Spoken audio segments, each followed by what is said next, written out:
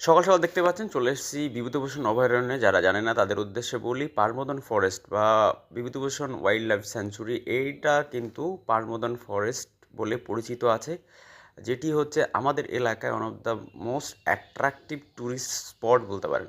আর আমি early morning চলে এসেছি অ্যারাউন্ড 5 o'clock, আর অ্যারাউন্ড 6 o'clock, সরি। তো এই সকাল সকাল দেখতে পাচ্ছেন চারিদিকে খুব ফগি, কেউ নেই আশেপাশে, একদম পুরো এমটি।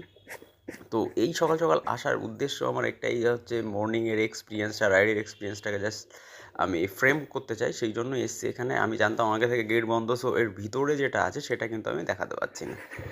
আমার আসার উদ্দেশ্য একটাই ছিল যে এই যে আর্লি মর্নিংয়ে এত ফগি ওয়েদার কন্ডিশনে বাইক চালানোর মজাটা কেমন সেটা নেওয়ার জন্যই আজকে এখানে আসা। বাট গেট বন্ধ আছে, আমি আগে থেকে জানতাম গেট বন্ধ থাকবে, এটা মোস্ট প্রবলি 10টার পরে খোলে। আর এখন একটা গুড নিউজ হচ্ছে, এখানে কোনো টিকিট লাগে না। ভিতরে দেখার জন্য কী কী আছে অনেকে আপনারা দেখেছেন, দেখার জন্য আছে কিছু হরিণ আছে আর কিছু ময়ূর ফয়ূর রাখা আছে, ওটাই দেখার জন্য আছে। পাশে ইসামতি নদী বয়ে চলেছে।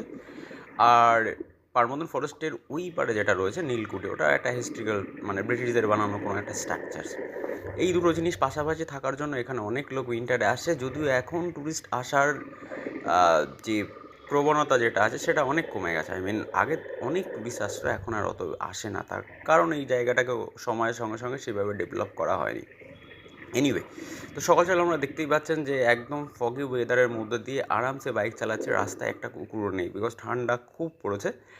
আর এবার এখান থেকে আমার বাড়ি হচ্ছে যদিও নলডুবাড়ির দিকে, বাট আমি যাব হচ্ছে রাইটে ঝুপোর ঘাটের দিকে। এই দিকটা পুরো ফাঁকা আছে, ওই দিকটাতে গিয়ে একটুখানি ভিডিও ফটো করে দেন বাড়ির উদ্দেশ্যে যাব। এটাই আমার মানে আজকের প্ল্যান সকালবেলায় আর্লি মর্নিং। দেখুন, আর্লি মর্নিংয়ে বাইক চালানোর সময় একটা বাইক সেফটির কথা বলি। এই রোডটা জাস্ট মানে কনস্ট্রাকশন শুরু হয়েছে, মানে ব্রিজ যেটা আছে সেটা ফেলা হয়েছে, মানে কুচি পাথরে ভরা রোড। এই কুচি পাথরে ভরা রোডে কিন্তু আপনি সাডেন ব্রেক মারলে পরে কিন্তু স্কিডিং করে পড়ে যাওয়ার সম্ভাবনা থাকে।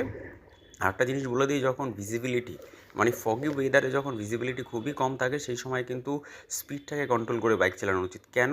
তার কারণ হঠাৎ করে আপনার সামনে কেউ চলে আসবে, আপনি কিন্তু বুঝতে পারবেন না, অ্যাক্সিডেন্ট হওয়ার সম্ভাবনা বেশি থাকে। যদিও এটা হাইওয়ে নয়, এটা গ্রামের রাস্তা। গ্রামের রাস্তায় কিন্তু গাড়ি বিপজ্জনক নয়, গ্রামের রাস্তায় বিপজ্জনক হচ্ছে আপনার গ্রামের লোকজন আর হচ্ছে কুকুর বিড়াল। তো এই জন্য গ্রামের রাস্তায় আপনাকে অলওয়েজ সাবধানতার সঙ্গে বাইক চালাতে হবে। বলতে বলতে চলে এসেছি সামনে। স্ট্রেট গেলে পরে একদম ফাঁকা মাঠ, দু সাইডে কোনো গ্রাম বা বাড়ি ঘর কিছুই নেই। তো ওখানে গিয়ে কিছু ফটো শ্যুট করে দেন রিটার্ন ব্যাক করবো, আই মিন বাড়ির দিকে যাব। তো আজকে ভিডিও মোটামুটি উদ্দেশ্যটা হচ্ছে নেচারটাকে ফ্রেম করার জন্যই এখানে এসেছি।